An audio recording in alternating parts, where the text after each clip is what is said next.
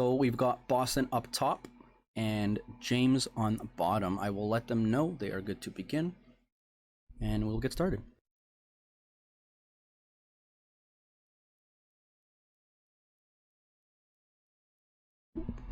And away they go. A timer has started.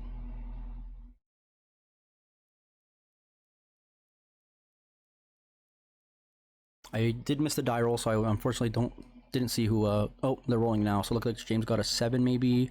Boston got a 6. So it does seem that James is going to be on the play here. As for decks, I unfortunately do not have any information. Seems that James, it looks like he's on burn.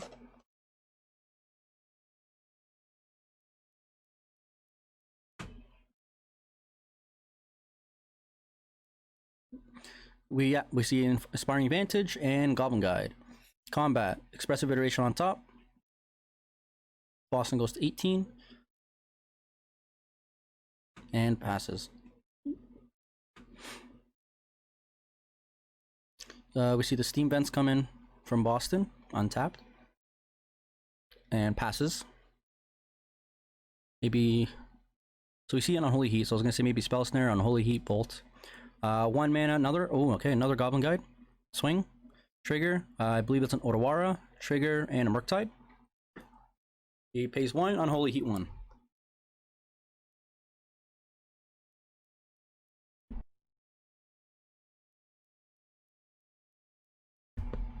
I mean, that could have gone worse. Honestly, that's not the...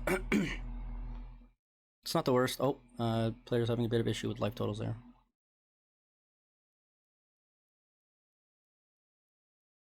just a bit of technical difficulties.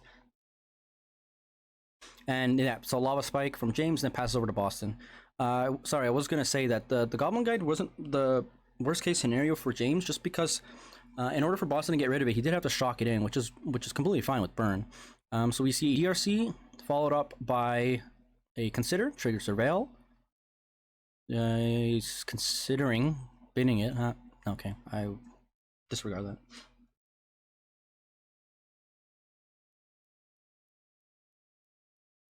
I believe he lets us stay on top. Bobble, Surveil, puts EI in the bin. Goes to bobble his opponent. Ooh, it looked like a Searing Blaze potentially. So James draws. I think we did see a Searing Blaze in his opener too, potentially. Ooh, it might have been a tapped. So there's a Searing Blaze to deal 3 to Boston's face and 3 to DRC. And he has a Sacred Foundry come into play tapped. Go to combat. There's a Preordain on top. And Boston goes to 6. Excuse me. So this is not looking good so far for Boston. We know he has a counterspell in hand, but he's at 6. So all it really takes is 2 bolts or 2 similar effects. So there's a Murktide. They're coming into play for 1, 2, maybe 3? Yeah, 3 counters. Just shifts the turn. Oh, unfortunately does not have a 3rd land. So James could potentially seal game 1 here.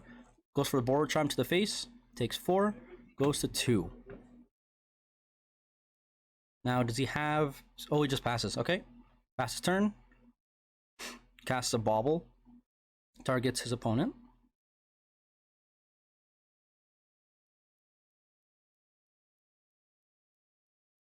Is he going to cast a Preordain? Yep. He has another one in his hand, so he's probably going to find another land here. Excuse me. He's probably hoping to, at least. Or another answer of some sort. So there's that Polluted Delta. It's really unfortunate that he can crack it, but it's 1 life. I mean, 1 life, 2 lives, not that big a difference against burn. So James, couple cards in his hand, has a Goblin Guide and Boston at 2. Tapped Inspiring Vantage. Is it followed up by a Searing Blaze? VC Searing Blaze, 3 damage marked on Murktide and 3 to Boston. Spell Snare. Oh, here we go. Yep, that's a pretty good answer. So he is going to go to 1 because, like I said, I mean, Burn's going to deal increments of damage, usually in 3 or 4. Sometimes 1 and 2. But if Boston's already at 2 with This board state, I'm sure he can risk just going to 1.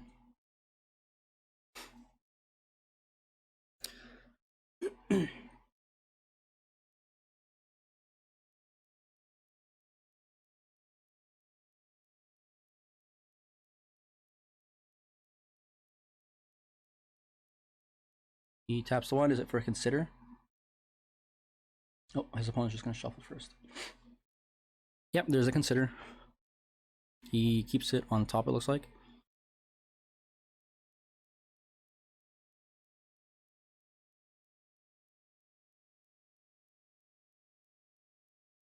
Do we have a 4th land?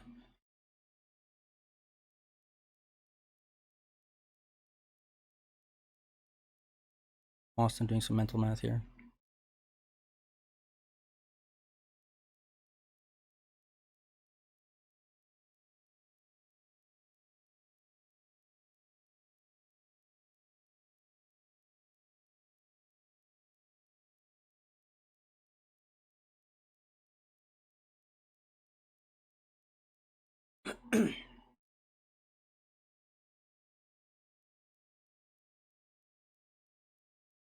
Could be pondering about playing an expressive duration versus a preordained perhaps, but he's at a very low life total of 1.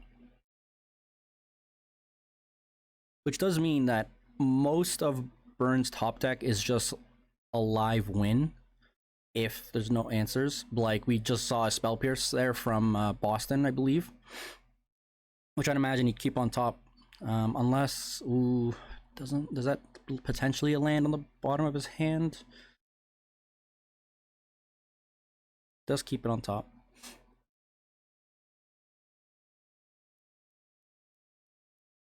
Oh, it changes his mind. Okay, 1 top, 1 bottom, and then goes to draw.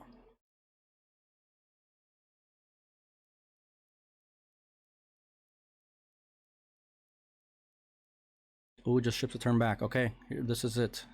Let's see what James has got here. Start off with Goblin Guide. Okay, that's pretty good. We see Counterspell.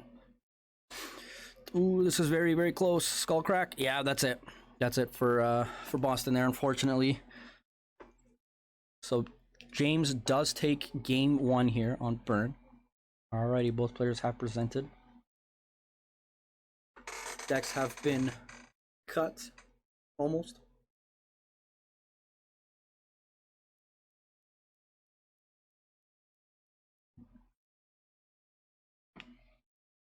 And players are drawing their first 7.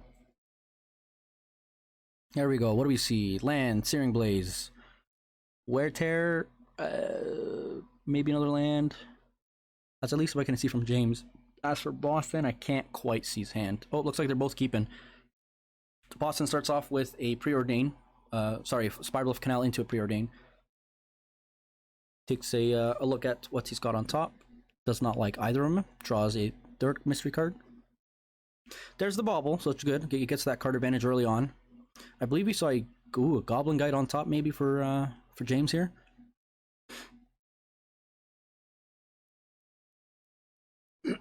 Turn 1, go for Lava Spike, take 3, pass.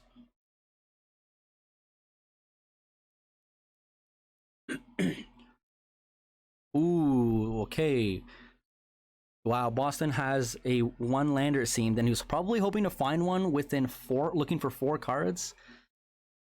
Yeah, because he had the Preordained Scry 2, wasn't a land, then the 3rd card, still not a land, then Bauble 4th card, still not a land. It's unfortunate.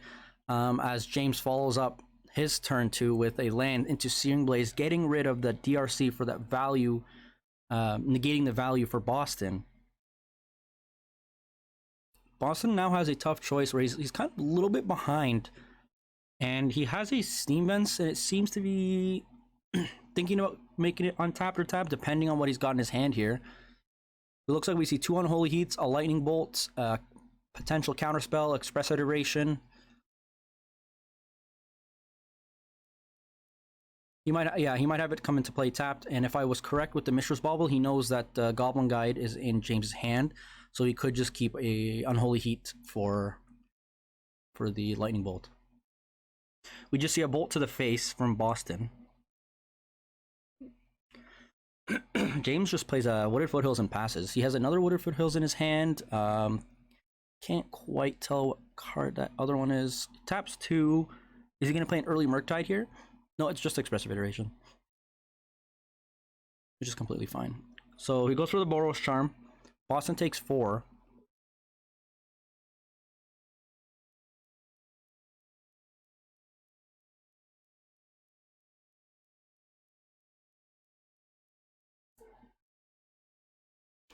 One card he finds off Expressive is a Bauble, which he chooses to exile.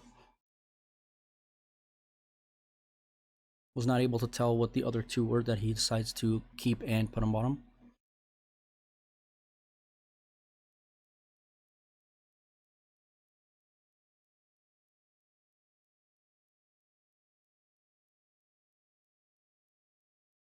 So we see fetch from James.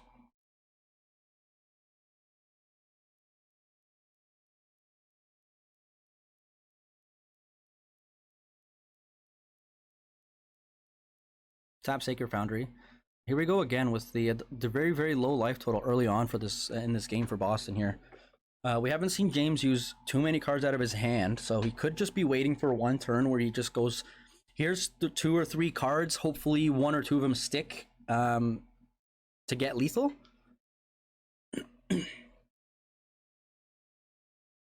Yeah, so Boston goes for the Bauble, then he passes. James plays his Wooded Foothills, taps 2. Roiling Vortex. Yep.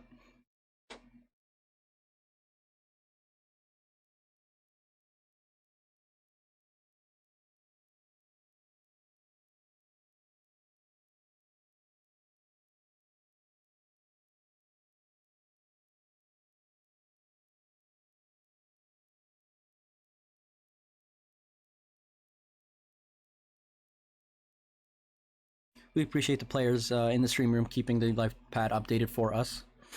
Just because most players have their notepads or notebooks that they write the life totals on, and giving them extra task is not always the easiest or the most ideal, but we do appreciate them.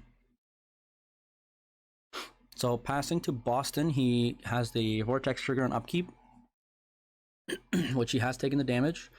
Is now just looking at James's graveyard, potentially trying to count how many cards he's, or which cards he's used and how many of. What are the odds of him getting another one? Has not played his 3rd land yet.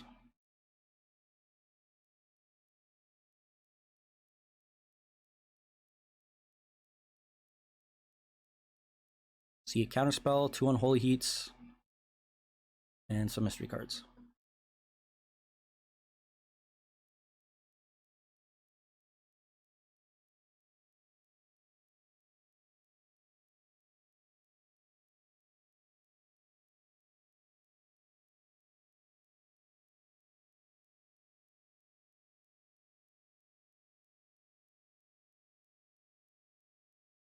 Do you guys stream your Commander events?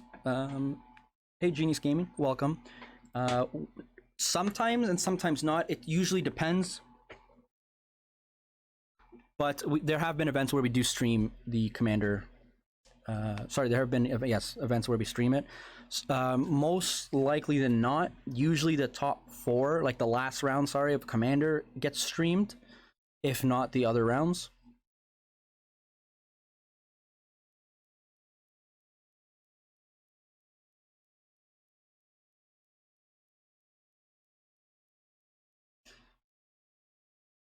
Just waiting here. Boston in the tank. It is crucial. If he makes a mistake, he could just be dead next turn.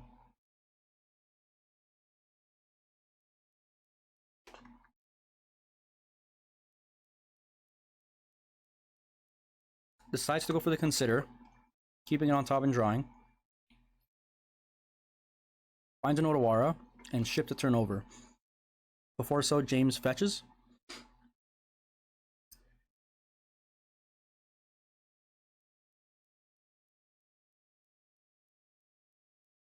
Just heard about you guys last week. Hopefully gonna make it out to your 2-headed giant. Oh, our 2-headed giant players love that one. I can tell you that. Excuse me. If you're gonna choose between one of the Commander events, Two-headed giant's a good choice, because that way at least you're playing with somebody you know, or hopefully somebody you know. You guys get to make some, you know, deck lists that synergize well with each other, and it's really, really interesting how it plays out. Yeah, but glad to hear you. You should definitely check it out if you got time. Hopefully you can make it out. It's really fun. So we see a Boros Charm and Step from James, and the Counterspell in response from Boston. Now, assuming that Boston doesn't have, like, you know, a Force of Negation or something, James might just have free reign here.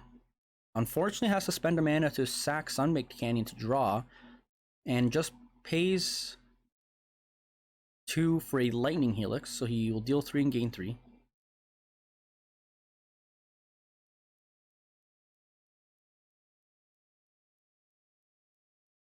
Boston goes to 5. The fact that you allow proxies, yeah, so that was one thing that at first I was hesitant about, because I've played some commander events, but the reason why I didn't want to at first was I thought there was no proxy, and I was like, oh well, I'm not going to be able to compete because I don't have any of these duels. I don't have a lot of, you know, these other powerful cards that are out of my budget range. And once I heard that there was a proxy, proxies were allowed, I had more of an incentive. Oh my goodness, we see James playing an Exquisite Firecraft, which if he has 2 or more instants or sorceries, can't be countered. He's got it. That is game, because he'll pass turn, 1 damage, upkeep to Boston to finish it off. And looks like we got James taking it down in 2 against Murktide.